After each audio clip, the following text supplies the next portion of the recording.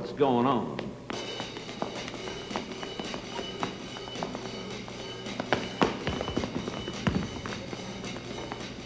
Hey!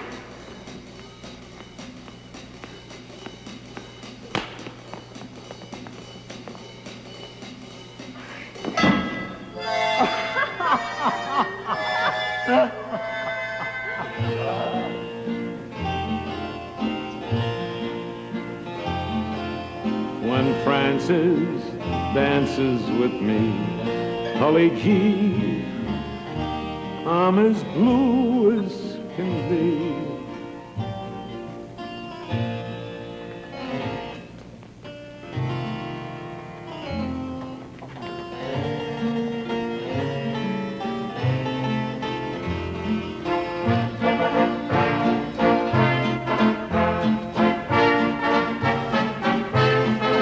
Hey, we're dancing.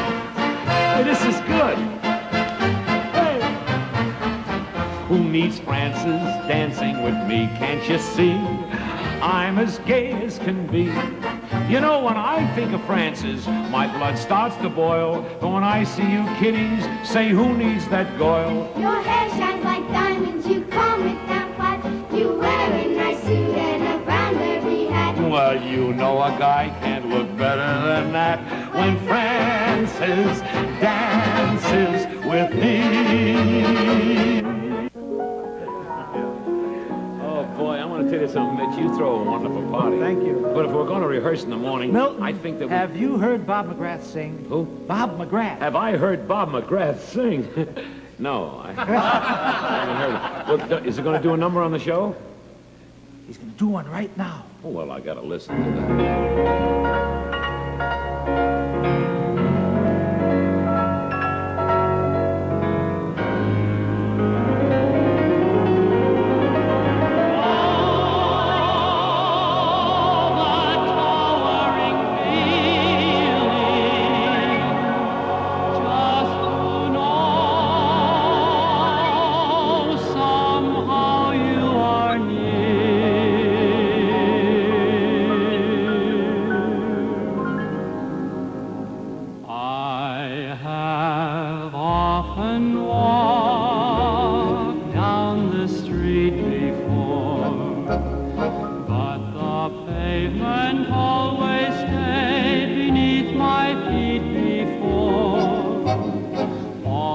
Once am I several stories high, knowing I'm on the street where you live.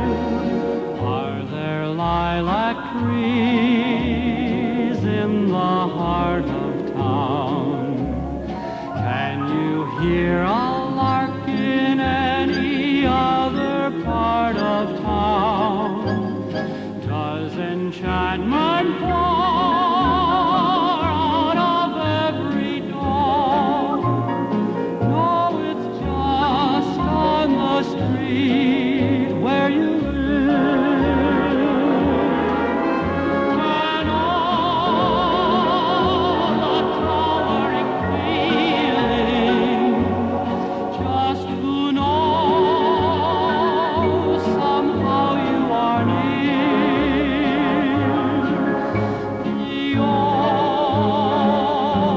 Overpowering feeling that any second you may suddenly appear.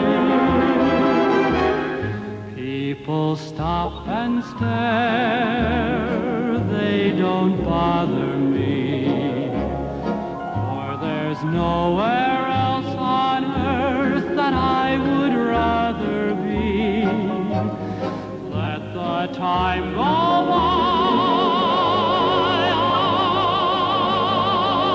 I won't care if I can be here on the street where you live.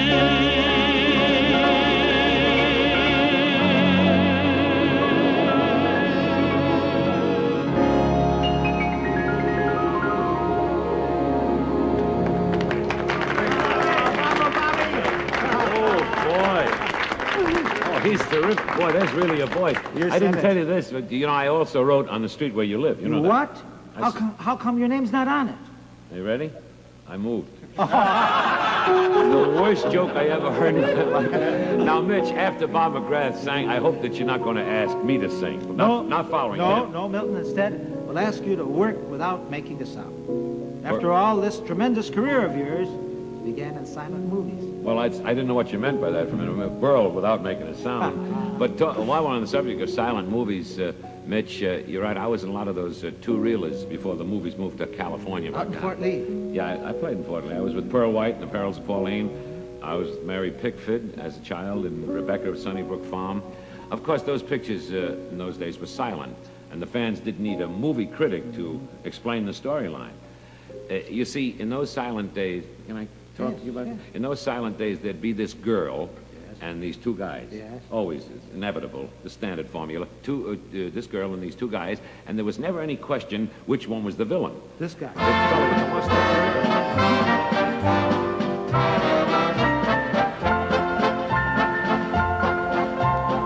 She was a child of the valley, an innocent maiden was she.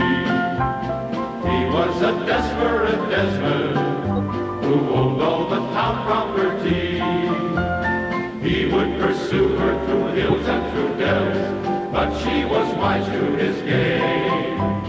Each time he threatened, "You'll wed me or else," these were the words she'd explain. No, no, 1,000 times no, you cannot buy my caress. No, no, 1,000 times no, I'd rather die than say yes. But this poisonous villain, he wouldn't leave her alone. Said either join me in wedlock, or I'll kick you out of your home. She knew her people so feeble and old, needed a roof for their head.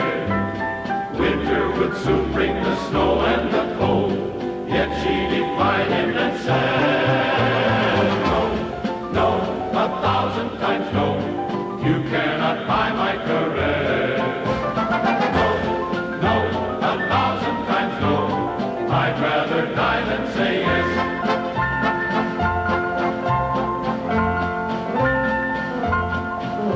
That night he crept up to her window, and oh, how that villain could creep. He stole her out of her boudoir and kidnapped her while fast asleep. He tied the gal to the old railroad track, the milk train was rushing downhill. She cried to him, "Though my future looks black, you buzzard, my answer is still no, no, 1,000 times no, you cannot buy my caress. No, no, 1,000 times no, I'd rather die than say yes." Now she loved the young village blacksmith, a muscular he-man was he. He heard that his love was in danger, and right to the rescue flew he. He grabbed his darling in the nick of time and yelled, "This is my future wife." The villain sneered, "Blacksmith, that maiden is mine." The hero cried, "Not on your life." No, no, 1,000 times no, you cannot buy her caress. No, no, 1,000 times no, she'd rather die than say yes. Now this is the end of our story, where honor was left without stain. The hero took her to the altar, the villain was spoiled once again. The mortgage was paid and the handsome young swain moved in with her folks right away. Their life is contented, though simple and plain, and no more will she have to say.